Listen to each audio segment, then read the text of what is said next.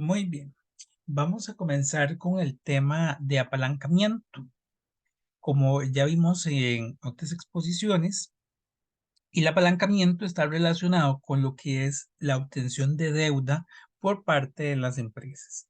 A veces estas tienen proyectos importantes, no tienen los recursos a nivel interno, acuden a esta deuda y con esto pueden financiarlos.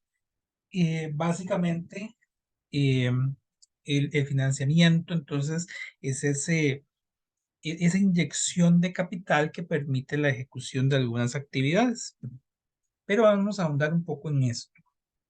Vamos a comenzar con la pregunta de qué es el apalancamiento. Si nos remontamos al texto que estamos utilizando, el apalancamiento viene con una imagen, ¿verdad? De la roca que se intenta mover con la palanca. No tenemos la fuerza para mover la roca, por supuesto, pero con la palanca, con la ayuda de la palanca, sí, ¿verdad? Entonces, la palanca en este caso nos está dando el simbolismo de que es un mecanismo de apoyo y ayuda para potenciar algo. Literalmente nos dice que es apoyarse en algo para potenciar un esfuerzo. Entonces, yo hago menos esfuerzo, en este caso para mover el objeto, porque me estoy apoyando en algo. Dice que el uso de la palanca incrementa potencialmente los resultados. En ese sentido, si la empresa no utiliza sus propios recursos, sino que está utilizando recursos externos, pues por supuesto que va a aumentar todo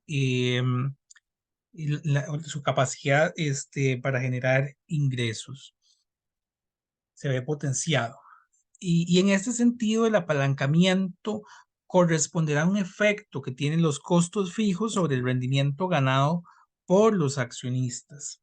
Este apalancamiento, como vamos a ir viendo, por supuesto que va a derivar en la necesidad por parte de quienes lo brindan de un rendimiento que se vuelve fijo y que entonces ya nosotros sabemos, que lo importante que vamos a ver más adelante, que la empresa como mínimo tendría que lograr generar ese rendimiento para seguir operando satisfactoriamente. Permite controlar el riesgo y maximizar los rendimientos para los propietarios de la empresa. Bueno, en este sentido, la mezcla entre deuda y patrimonio, que también hemos visto en otras de las exposiciones y lo veremos también más adelante al final de esta presentación, es un elemento muy importante. La empresa no puede únicamente financiarse con recursos de deuda ni únicamente con recursos de los socios. Tiene que haber un equilibrio entre los dos.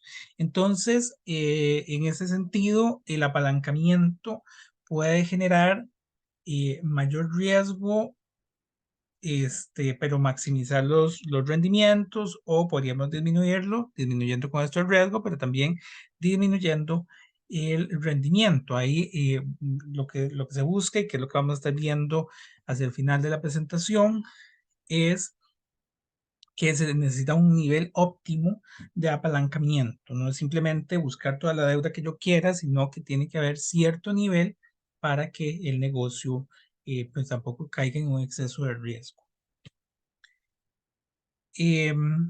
Bueno, lo que mencionaba, entre más apalancamiento, pues más riesgo, pero más rendimiento, y entre menos apalancamiento, menos riesgo y menos rendimiento. Y un ejemplo nos dice que suponga que una empresa requiere $100,000 para un proyecto y con esto aumentará sus utilidades en $500,000.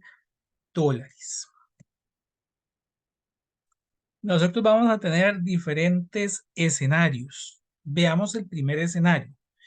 En el primer escenario, pues ya sabemos que ocupo los $100,000, y esos $100,000 yo podría ir al banco, solicitar un crédito, supongamos que me lo aprueban, y puedo entonces con esto financiar el requerimiento de los $100,000. Vean que no estoy considerando ningún recurso por parte de los accionistas, con lo cual obtengo la utilidad de $500,000.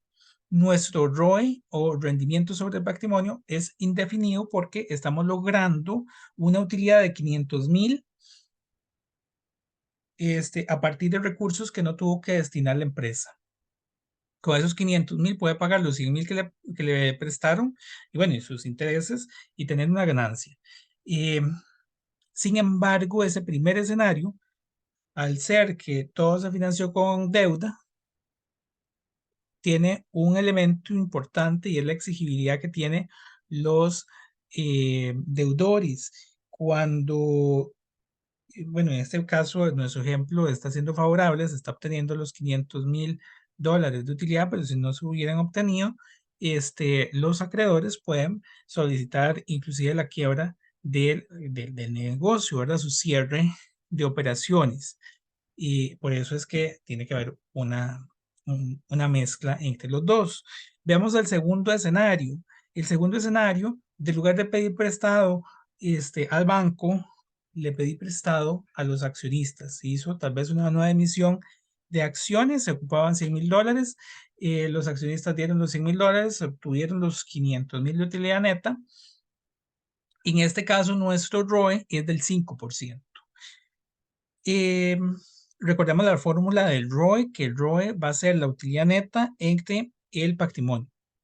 Entonces, eh, en ese sentido, si yo tomo los 500,000 y los divido entre los 100,000, pues nos daría ese 5%.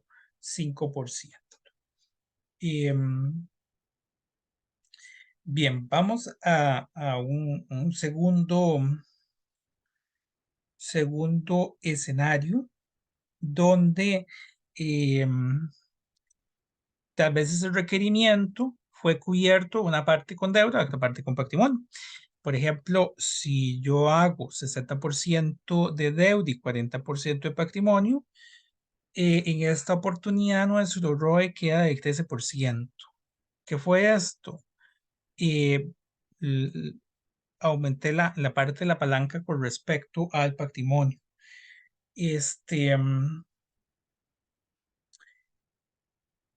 Ahora, si yo lo hiciera a la inversa, en vez de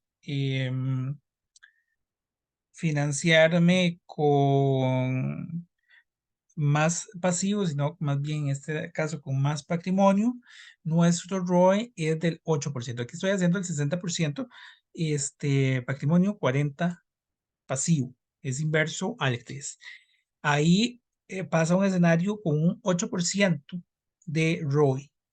Y en el último caso, supongamos que fueran 50% pasivo, 50% patrimonio, tendríamos un 10% de ROE. Pues vean que efectivamente, entre más deuda hay, el rendimiento aumenta. De hecho, donde hay más deuda, que es en el tercer escenario, que tengo 60,000 de deuda, es donde obtuve el mayor rendimiento sobre el patrimonio. Pero también es cierto que es donde tengo más exigibilidad. Pero vean la importancia de tener esa mezcla. En el escenario 2, que únicamente tenía patrimonio, no estoy haciendo la mezcla, es donde tengo el rendimiento más bajo. En cambio, entre más eh, rendimiento tengo es porque estoy jugando de colocar una parte pasiva y una parte patrimonio. Por supuesto, todo esto va a depender primero de las intenciones que tiene la junta directiva de la empresa, en querer, por ejemplo, incluir más accionistas o incluir más acreedores, o tal vez no arriesgar tanto, ¿verdad? Entonces ahí habrán algunas decisiones que se tomen y también la posibilidad de acceder a esas fuentes. Yo podría querer deuda, pero si el banco no me aprueba el crédito, pues no puedo financiarme con deuda y tendría que buscar otra fuente alternativa, ¿verdad? Pero entonces, veamos que entre más deuda se adquieren, mejor sería ese rendimiento. Ahora, regresando a nuestra pregunta de qué es el apalancamiento, vamos a tener que hay dos tipos de apalancamiento. Hay un apalancamiento operativo, producto de los gastos fijos que se adquieren en el negocio. Gastos como salarios, alquileres, adquisición y operación de propiedad, planta y equipo. Vean que los salarios, por ejemplo, los alquileres, son una especie de financiamiento, una especie de crédito que se obtiene de forma espontánea porque yo contrato a la persona el día 1 y ese día no le pago, le voy a pagar hasta el día 30. Durante 30 días, o bueno, tal vez al día 15, no sé, depende de la forma, ¿verdad? Pero durante ese periodo en que yo contrato a la persona y que se le paga, es un periodo en el que la persona está asumiendo un cierto riesgo de que el negocio no vaya bien, y llegue inclusive a quebrar, ¿verdad? Pero es una fuente de financiamiento en ese sentido. El negocio se está apalancando, igual con los alquileres, con algunas adquisiciones, son gastos que ya tiene la empresa de forma fija. Elementos de operación como, por ejemplo, los servicios públicos, inclusive. Pero bueno, ahorita vamos a ahondar más en esto. También tenemos un segundo apalancamiento, que es el apalancamiento financiero relacionado con el pago de los intereses, un poco lo que ya vimos, que es los intereses de la deuda. Yo voy y pido prestado, bueno, decía que el banco, pero también hay otras fuentes de financiamiento, ¿verdad? Una financiera, una cooperativa, una asociación solidarista, bueno, ¿verdad? Hay muchos, una junta de ahorro que podrían prestarnos y no nos van a prestar el dinero de gratis. Tenemos que devolverle el dinero con intereses. Esos intereses ya es un pago que está fijo, es parte del apalancamiento. Y en el caso de también estarían los dividendos de accionistas preferentes. Puede ser que la empresa se financie con acciones. Si son acciones preferentes, pues es un dividendo que sabemos tiene que pagarse sí o sí, es una salida fija. Si son acciones comunes, pues bueno, también sabemos que los accionistas comunes lo que tienen es un pago residual, es únicamente si hay utilidades y si se decide hacer el pago. Y bueno, para ir cerrando esta parte, sabemos que los costos operativos fijos y variables impactan sobre el punto de equilibrio de la empresa y de su apalancamiento, ya que tienen un efecto importante en el riesgo y el rendimiento de la organización. ¿A qué nos referimos con esto? Bueno, esos elementos que acabo de mencionar, tanto en el apalancamiento operativo como en el apalancamiento financiero, se convierten al final en obligaciones o compromisos que tiene que cubrir la empresa todos los meses. Nos dice que impactan sobre el punto de equilibrio porque eso es lo mínimo que tiene que cubrir la empresa. Lo mínimo que tendría que cubrir son los salarios, los alquileres, la parte de adquisición de propiedad, planta de equipo, sus intereses, sus dividendos preferentes, para seguir operando. En el momento en que no tenga el suficiente dinero, por ejemplo, para pagar los salarios, entonces ahí tendrá que pensar en una reestructuración, tal vez en eliminar personal o tal vez ¿verdad? En salir a pedir prestado porque con sus niveles de operación actuales no está cubriendo. Entonces, el apalancamiento es un elemento importante para saber cuánto es lo mínimo que la empresa tiene que eh, vender o producir. Bueno, producir y vender. Y bueno, con esto finalizo este primer video. Vamos a continuar a un segundo video de apalancamiento operativo.